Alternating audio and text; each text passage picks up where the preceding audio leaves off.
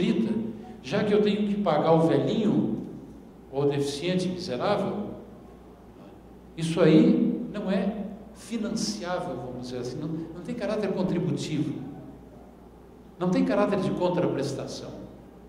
Então isso deveria estar fora das contas do orçamento da Seguridade Social e das contas da Seguridade Social, mas também os benefícios da população rural, que representam hoje a quase totalidade, pelos últimos dados, a metade dos 18 milhões. Quer dizer, isto é uma enorme deformação proposital, deliberada, quando se apura, quando se levanta o déficit da Seguridade Social. Da mesma forma que se ignora o fato inconteste de que 48% das despesas com a Previdência, aposentadorias e pensões são dos militares. 48% pelos dados mais recentes que eu tenho. 47 e pouco. Ou seja, metade do propalado déficit dos servidores públicos, na realidade, não são dos servidores públicos, porque os militares hoje não são considerados servidores. Tem um capítulo à parte na Constituição. E o projeto relativo aos militares vai ser encaminhado ao Congresso, se Deus quiser. Bom, eram essas considerações. Eu acho que o assunto é vastíssimo, merece outros encontros, outros debates. Eu acho que o pessoal deve ter a oportunidade de fazer as questões pertinentes aí ao Luciano, a quem a gente agradece enormemente a boa vontade. O Luciano é uma pessoa que está aqui sem custo para a entidade. Então, eu acho isso uma coisa que nos enobrece muito, nós que somos servidores públicos, a disponibilidade de uma pessoa como o Luciano, que vem aqui, utilizando as suas disponibilidades, ou enfim, sacrificando outras atividades para nos trazer essa ilustração, essa orientação. Então, nós somos muito gratos pela presença dele.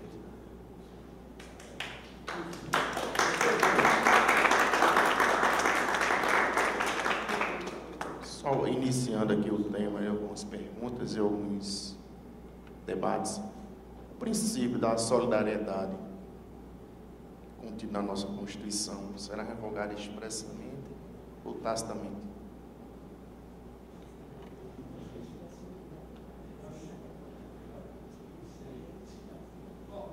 Na proposta, bom, não sei bem o contexto da pergunta.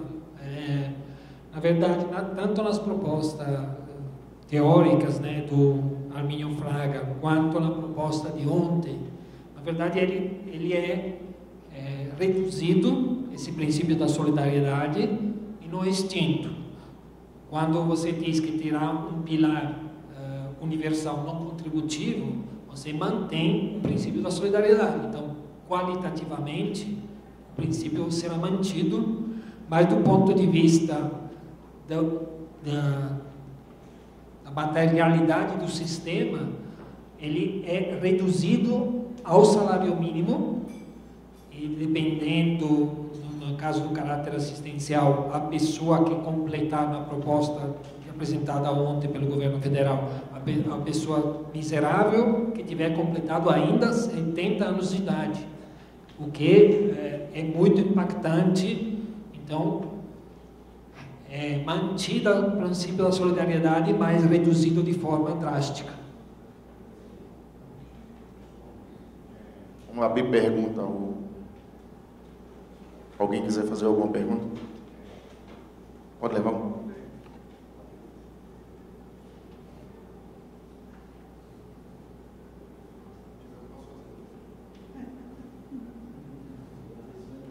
Atualmente, a gente, quando foi pagar o DPVAT ficou um pouco mais barato. O que impacta isso na nossa previdência, na assistência social, é que grande parte do DPVAT fazia repasse para o SUS. Não tem muito a ver com o nosso debate, mas tem a ver com o custo geral da previdência social e da seguridade social. Eram bilhões que eram repassados para o SUS, e com essa redução de DPVAT para quem possui carro, Ferrari ou qualquer outro tipo de carro, em relação à população em geral, vai diminuir o repasse para o SUS. Ou seja, a União vai ter que entrar com mais valores para o SUS, ou então vai diminuir o tamanho do SUS. Como é que fica toda essa armação do nosso sistema previdenciário com essa reforma da capitalização individual, com diminuição de quem poderia contribuir para a Seguridade Social, que seria através, uma das formas indiretas, através do DPVAT, diminuindo e penalizando mais o trabalhador individual? Bom, vamos tecer alguns comentários gerais. Na verdade, a capitalização, na visão desavisada de quem escutou a proposta só ontem, acha que é um problema que vai atingir os novos segurados. Essa interpretação, quem tiver essa interpretação está equivocado. A capitalização vai atingir a mim, que sou aposentado hoje, também. Vai atingir a mim, que estou no sistema, regime próprio e regime geral, também. Por quê? Porque a capitalização traz, além de desproteger meus familiares, meus filhos, meus netos, sei lá quem, as pessoas com quem eu sou solidário, brasileiro, que eu me sinto parte do país, ainda vai me atingir mais diretamente, porque ela tem um alto custo de transição, e para ter verbas dentro de uma lógica de despesas primárias que tem que ser enxugada, ou não podem crescer, para ter verbas para fazer essa transição, se tem mais despesa, porque eu tenho que garantir o fundo capitalizado de quem vai entrar e ao mesmo tempo pagar os benefícios de manutenção, vai ter reformas para aumentar a contribuição dos aposentados, no caso do Serviço Federal, de introduzir a contribuição dos aposentados, no caso do regime geral, e de reduzir o benefício a conceder de quem está em atividade. Então, é uma lógica que, vamos dizer o seguinte, gente, estamos fazendo uma reforma que vai dar sucesso para o futuro, mas vocês têm que apertar o cinto. Essa vai ser a tônica da questão. Ainda vai ter gente que diz o seguinte: olha, vai vir depois da reforma da Previdência, a reforma tributária. Se eu consigo reduzir muito a despesa com políticas sociais, de repente, eu vou até abolir as contribuições sociais.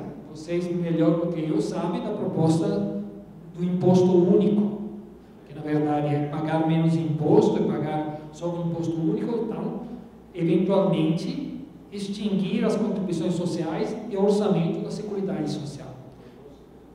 Então, o atual secretário é um defensor dessas ideias. Ou seja,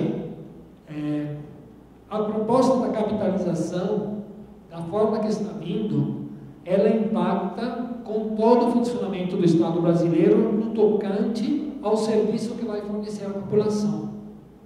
É um Estado que realmente fica mínimo, no sentido que não vai se preocupar mais tanto com o bem-estar da população.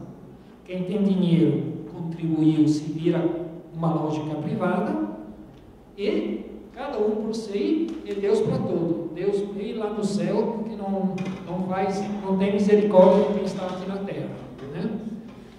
E ainda essa história do trabalhador rural, na verdade, nós estamos voltando ao modelo do Brasil colônia, que exportava o pau-brasil para Portugal, porque sem uma proteção maior, já tem um êxodo rural, já o jovem, filhos de camponeses, tem dificuldade de permanecer no campo por condições de desconforto, distância, falta de escola perto, falta de hospital, falta de serviços fornecidos pelo Estado, e ainda vai ter uma dificuldade a mais.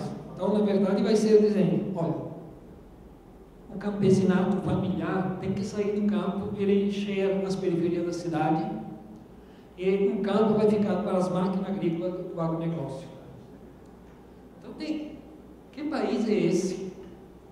Que sociedade é essa que nós queremos? Então, são questões muito sérias. É claro que a discussão é nova, mas tem que ser abordada a partir de vários aspectos.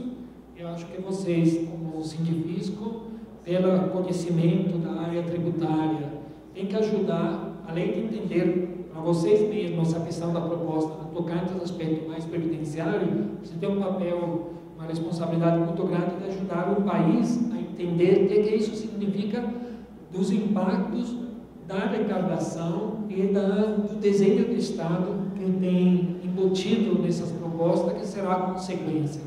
Porque as pessoas, às vezes, vai ser vendido assim: olha, a capitalização é boa, porque o que você contribui é seu, você consegue contribuir com uma alíquota menor, o empregador também, então as empresas vão bater palma, o governo vai bater palma, a pessoa acha que vai contribuir menos, então vai bater palma, porque a visão imediatista é ilusória, mas funciona, e depois vai ter milhões de desassistidos, milhões de desprotegidos.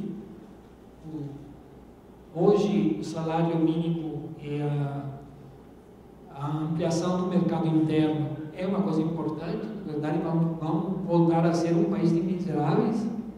Então, é muito preocupante e precisa de ajuda realmente para a população entender, para a população se posicionar. A notícia que é um pouco menos preocupante é que essa reforma está vindo com uma nova PEC. Ou seja, ele tem que passar pelo aquele processo legislativo demorado que vai permitir, nesse primeiro semestre, uma forte mobilização popular. É um alívio, mas é também uma responsabilidade grande, porque nós temos que nos desdobrar para explicar aos colegas, para explicar às famílias. E aí, sem questões, não é uma discussão partidária, não é uma discussão ideológica, é uma discussão de modelo civilizatório, né? Um modelo de humanidade que está em jogo.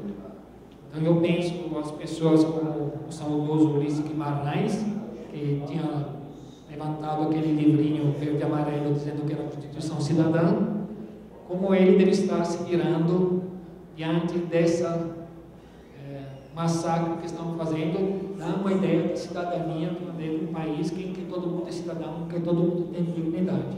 Então, assim, acho que e na época eu nem simpatizava por ele, né? Mas assim, olha só, a gente às vezes fazia discussões dividido entre várias tendências políticas, mas na verdade, naquele espírito da Constituição de 88 prevaleceu um espírito de humanidade, de solidariedade, que tem que ser alimentado porque o país não sucumba à barbárie de quem tem ótimo, de quem não tem se vire.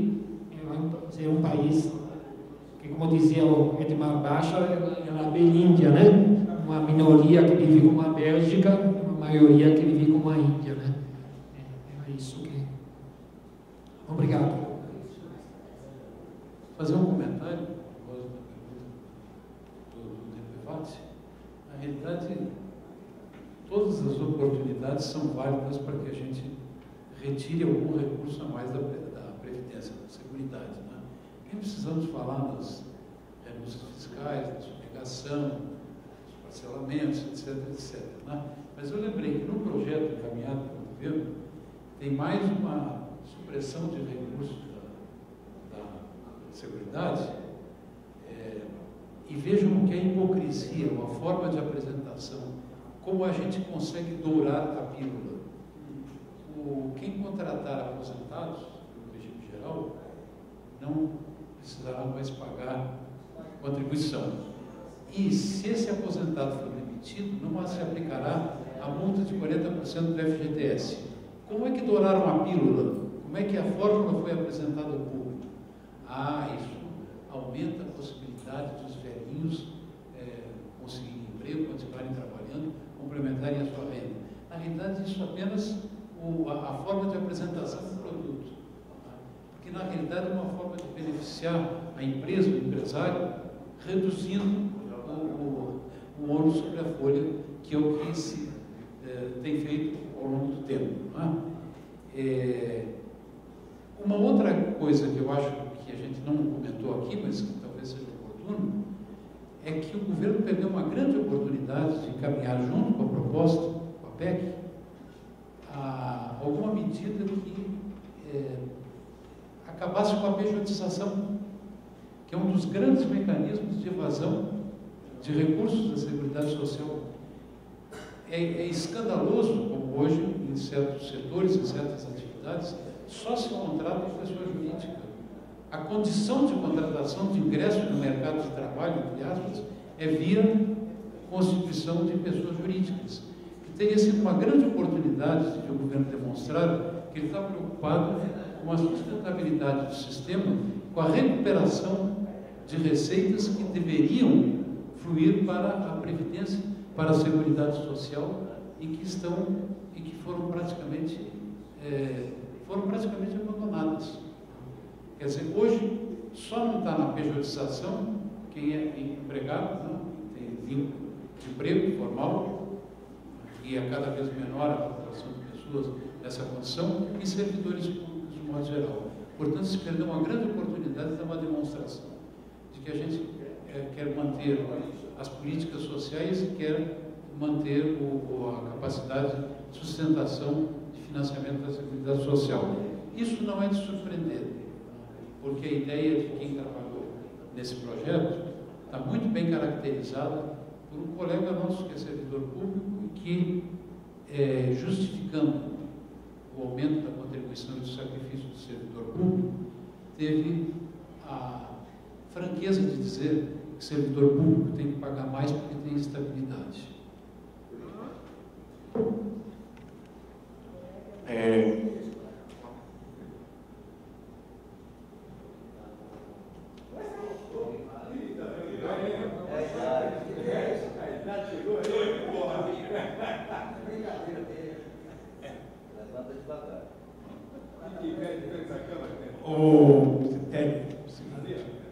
Com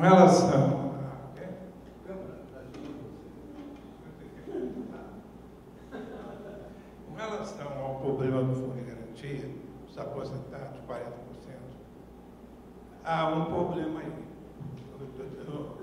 Porque quando nos condomínios aí, de modo geral, porque o condomínio no Brasil é muito milhões, quando você contrata, veja bem, é oferta de trabalho. Quando o síndico vai contratar um funcionário e que ele preferia um aposentado, por causa do problema de 40%, não é? Certo? Ele não vai pagar 40%. Pelo menos que foi falado aí. Permitir com mais facilidade, qualquer um. Sem nenhum ônus. Sim. Então, para o condomínio, de modo geral, ele quer porque ele não vai pagar os 40%. O condomínio fica mais em conta. E também ele tem possibilidade de ofertar o trabalho e de contratar funcionário. Tem esse problema também, que a mão de obra aí está difícil, o emprego está difícil. Com relação, eu vejo falar com relação ao problema da Previdência, você sabe perfeitamente, o senhor também sabe. E o Paulinho, chama aí o Paulo Guedes, né? O seguinte, é que o déficit que fala aí, né? Você vê que que eles estão querendo. Ele diminui o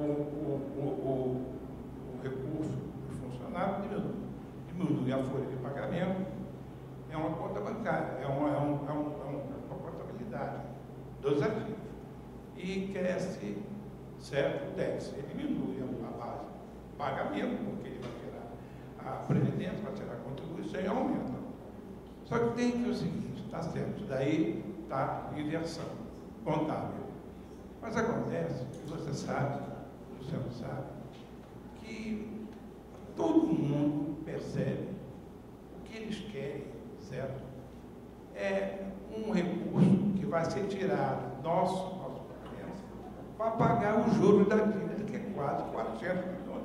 Em 2019, quase 400 bilhões só de juros da dívida. E se fala por aí também que os juros, falam em amortização, mas não é amortização.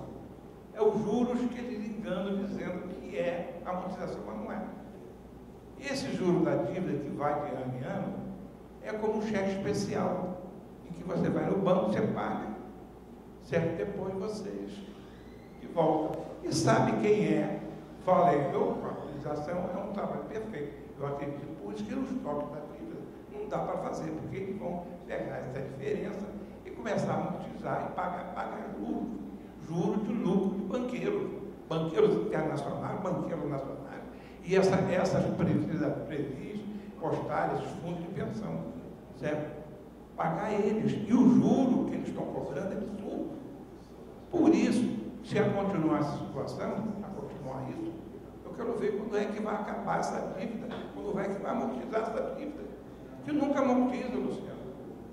É ano a ano, eu vou amortizando. Ano 2020 é a mesma coisa. No orçamento da União está lá escrito assim, trilhões, para lá, já tem lá quanto vai ser mais ou menos a previsão do pagamento de juros e amortização. Então, eu acho que isso daí tem que ser resolvido. Agora, por isso, eu acho que só que você disse que devia ser capital, que devia mesmo. Agora, nós temos brasileiros, Luciano, nós temos muita desconfiança com o setor bancário. A nossa desconfiança é muito grande com o setor bancário. Eu tinha vontade de fazer mais tarde, fazer uma capitalização, mas eu tenho medo. Eu não sei no futuro o que vai acontecer. É só uma informação para você.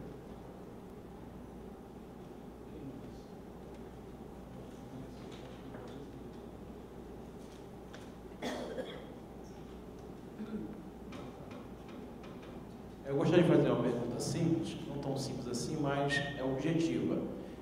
Hoje fala-se déficit da Previdência.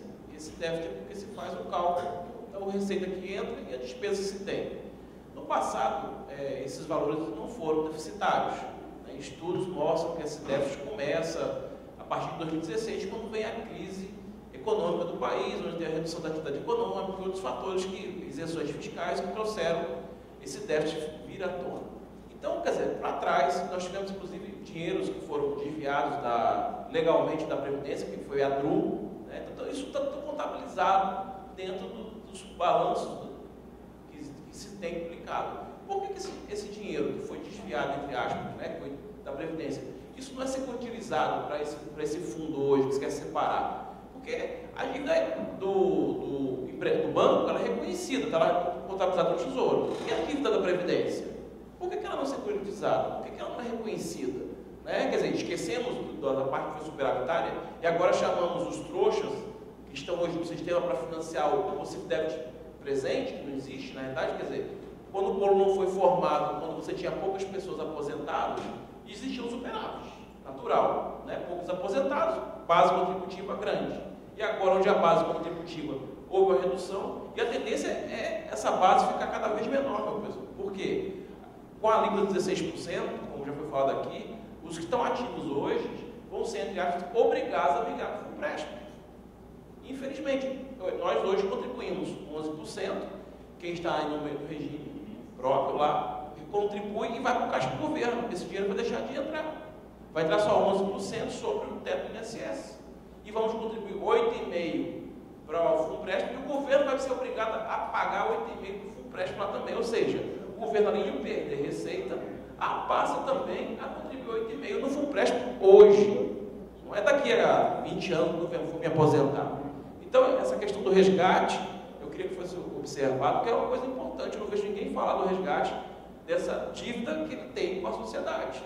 Isso não é contabilizado. É lógico, para a banqueira está tudo contabilizado. Agora, para a Previdência, ninguém fala nada. Obrigado.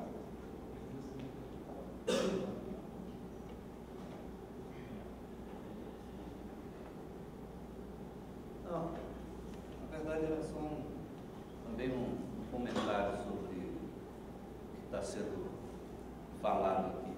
Inclusive eu estava lendo aqui a questão da proposta de mudança à Constituição. Eu estou vendo aqui que, não sei se todos já viram, eu peguei ainda há pouco, a proposta dessa questão de que, num primeiro momento, com o regime de capitalização, nós vamos ter que arcar com 2 regimes, né? E aqui está sendo criado, aqui no artigo 149, na alteração dele, parágrafo 1º, está dizendo que a União, os Estados, o Distrito Federal e os municípios instituirão contribuições ordinárias e extraordinárias. Não são... Ninguém falou disso aí. Hein? Ninguém falou disso, é assustador. É assustador, pelo que eu estou vendo aqui. E a contribuição ordinária, ele vai definir aqui que muito provavelmente lá na frente vai cair naquela tabela progressiva.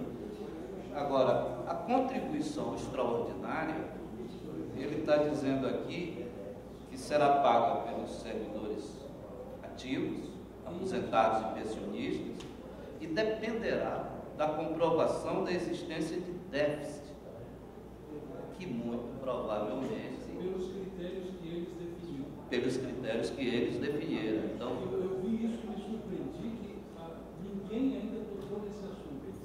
É uma brecha, é uma porteira. exatamente. É a história do benefício definido. Você vai ter que ajustar a contribuição. Exatamente. Para bancar o benefício. Exatamente. E num déficit que, a toda evidência, parece, da forma que é contabilizado hoje, vai acontecer.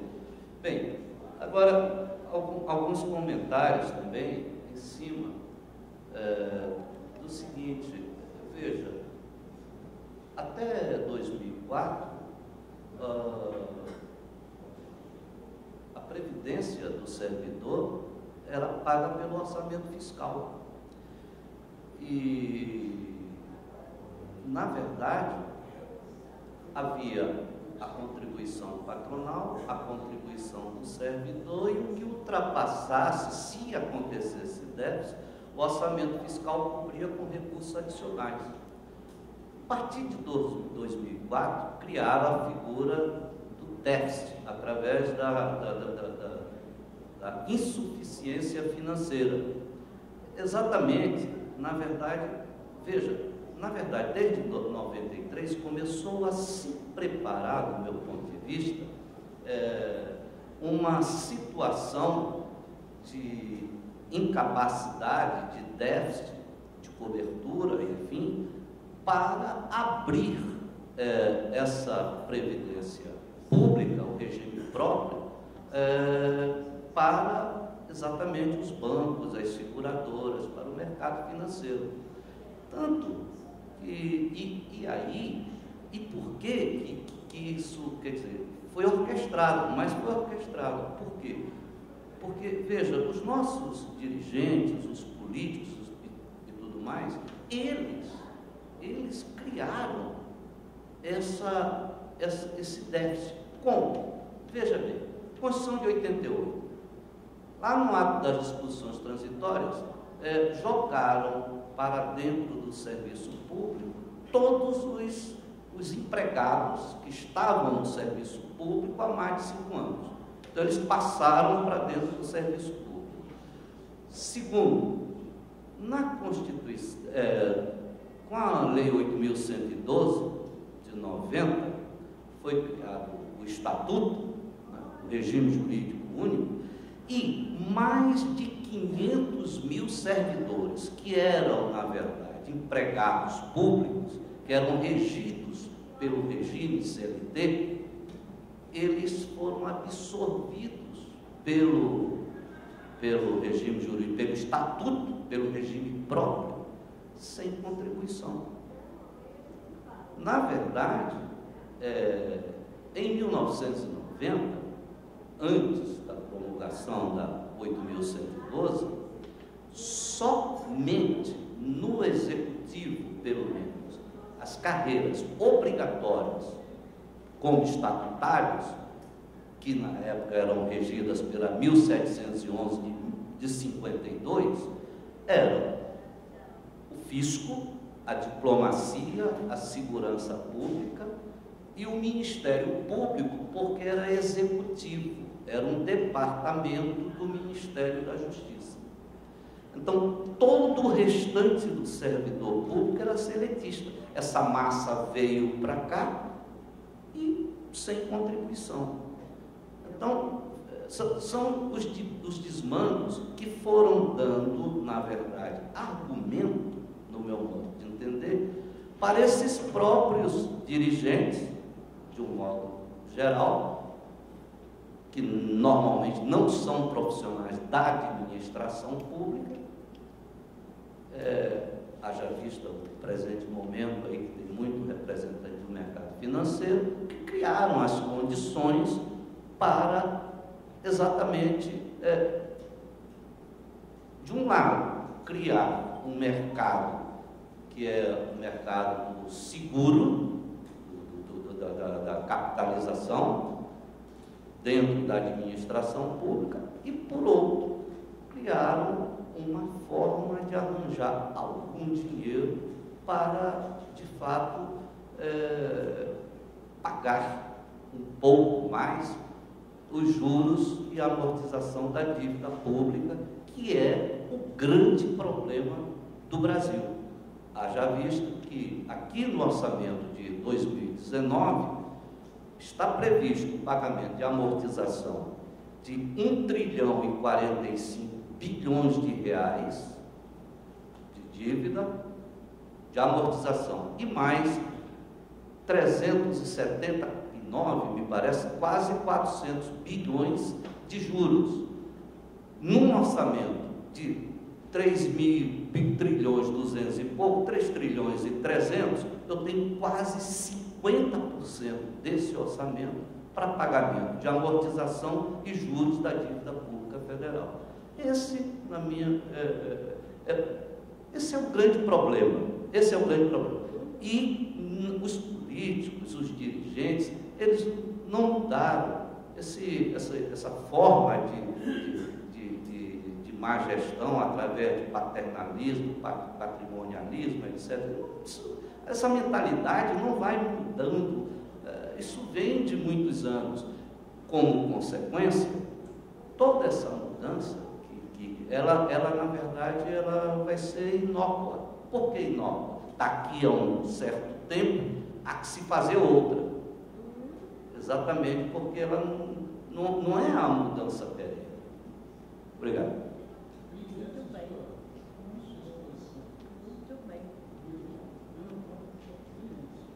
Concordo, acho interessante as observações de vocês, né? Só um detalhe antes de eu abordar a questão, ainda tem mais uma questão que mereceria uma discussão mais ampla. É a forma de contabilização das amortizações. Há muitas dúvidas a respeito do que é o principal e do que são os juros. Essa é outra questão, mas desencadearia um debate mais amplo debate. Veja bem, tem umas perguntas aqui do colega com relação ao déficit. Meu nome? Humberto. Bom, tecnicamente, o problema do regime de repartição é que ele olha as coisas de forma estanque. Um período não tem nada a ver com o outro. Se em um período a arrecadação ultrapassou o necessário, o dinheiro que era carimbado para a Previdência é dinheiro da arrecadação do Estado, vai ser utilizado para outra finalidade. Da mesma forma, porém, se num período a arrecadação é insuficiente, por exemplo, a arrecadação sobre a folha, né, que muitas pessoas têm na cabeça que a Previdência deveria se sustentar só com a arrecadação sobre a folha de pagamento, que não está dito em lugar nenhum, porque as próprias pessoas que fizeram, tanto no governo da Dilma, quanto no governo do Lula, quanto no governo FHC, o cálculo do déficit, na verdade, eles entenderam que tem um artigo lá na Constituição, 6566, que diz que a receita sobre a folha são exclusiva da Previdência, no caso do regime geral. Exclusiva não quer dizer que são as únicas, porque a Previdência é dentro do orçamento da Seguridade. Então, tem as outras formas, do orçamento, das contribuições contribuições sociais, COFINS, CSLL, etc. Bom, mas, então, se o dinheiro, esse problema, o déficit existe. Agora, a grande questão que você levanta é, em última instância, o que foi feito com o superávit? Bom, não tinha previsão legal até 98 para utilizar o superávit para fins previdenciários futuros, mas o artigo 250 das disposições transitórias da Constituição autorizou, introduzido pela emenda constitucional número 20, autorizou a constituição de um fundo de aprovisionamento para o regime geral, da mesma forma que mais tarde foi criado o artigo que também previu a possibilidade de fundos de aprovisionamento para os regimes próprios, que me parece que é o artigo 249, né? Mas esse fundo não foi implementado. Então, mesmo tendo há 21 anos essa possibilidade de que no tempo das vacas gordas eu pudesse apartar recurso para o tempo das vacas magras, essa autorização não se transformou em prática efetiva, não foi implementada. Mas por trás disso tem uma questão importante, que o debate com a sociedade deveria enfrentar. A Previdência, ela tem um financiamento bipartite ou tripartite? Porque todo mundo que defende que existe um déficit entende que a contribuição do empregador, seja ele órgão público ou empresa privada, e do segurado, servidor ou trabalhador da iniciativa privada, servidor sem ser de cargo efetivo. Então, essas duas mãos têm que dar conta da despesa da Previdência. A Constituição deixa claro que não, que o financiamento é tripartite. Só que em vez de estabelecer uma alíquota contributiva a cargo do Estado, a responsabilidade da terceira mão, que é a mão do Estado, é cobrir eventuais insuficiências.